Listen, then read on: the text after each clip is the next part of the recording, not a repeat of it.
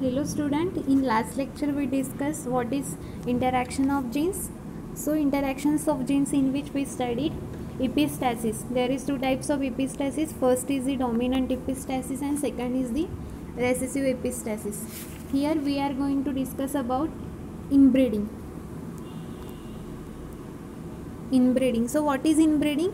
The system of mating encounter in natural as well as man-controlled population of organism can be divided into two headings. So inbreeding means the process of mating among closely related individuals is known as inbreeding. The process of mating means female और male gametes जो mating किया जाता है closely related individuals उसको inbreeding बोला जाता है.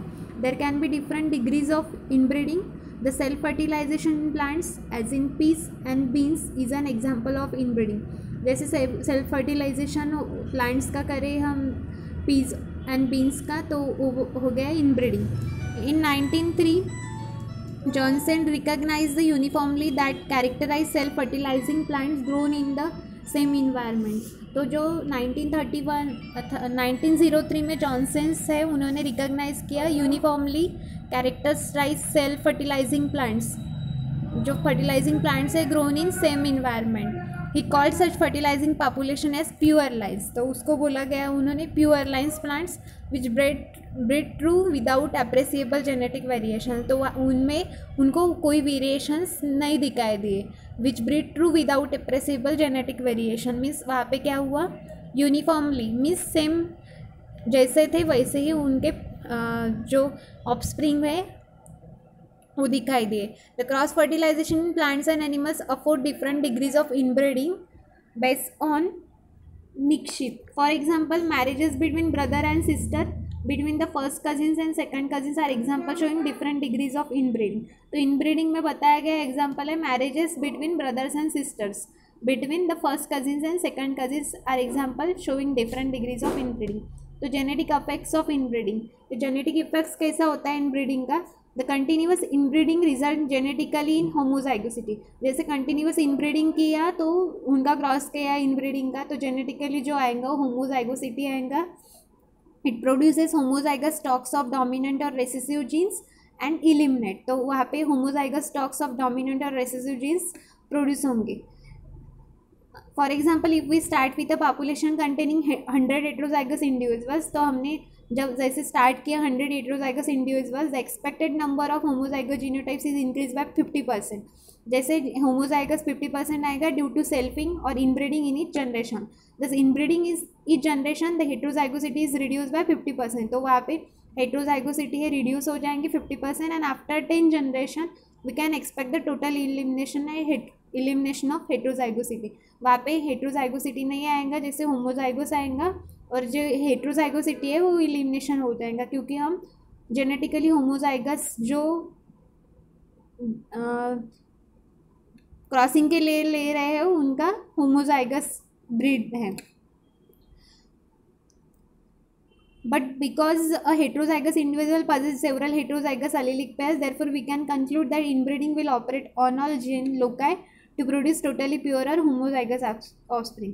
तो उन्होंने प्रैक्टिकली एप्लीकेशंस क्या बताए इनब्रीडिंग के वो देखेंगे. The correlation of inbreeding and homozygosity exhibits that how inbreeding may cause deleterious effect.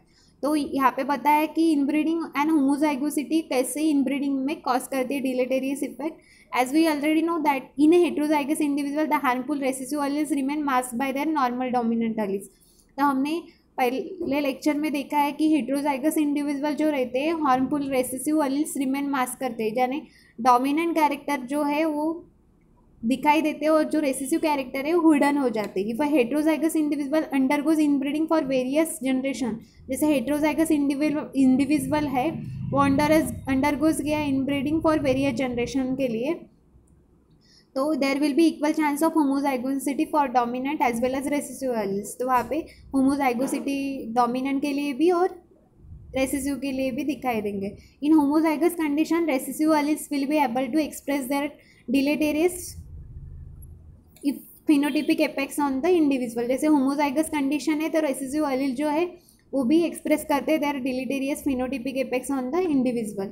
On the other hand, the homozygosity for dominant alleles has equal opportunity to express their beneficial phenotypic effects on inbred races. जैसे यहाँ पे homozygosity है तो dominant allele भी equally express करेंगे उसके characteristic. This consideration have helped the human society to protect it from the deleterious effects of continued inbreeding. तो ये helpful रहा गया है and improves various domestic animals. The practical application of inbreeding are as follow. The applications means वहाँ के क्या usefulness है. Because inbreeding causes homozygosity for deleterious recessive genes which may result in defective phenotypic. Therefore, in human society, the religious ethics unknowingly and modern social norms consciously have condemned and banned the marriages of brothers and sisters. तो यहाँ पे homozygosity दिखाई दी, इसीलिए वहाँ पे क्या किया, ban किया जो ब्रदर्स और सिस्टर के मैरिजेस है. Further the plant breeders to avoid inbreedings in the individual due to this reason.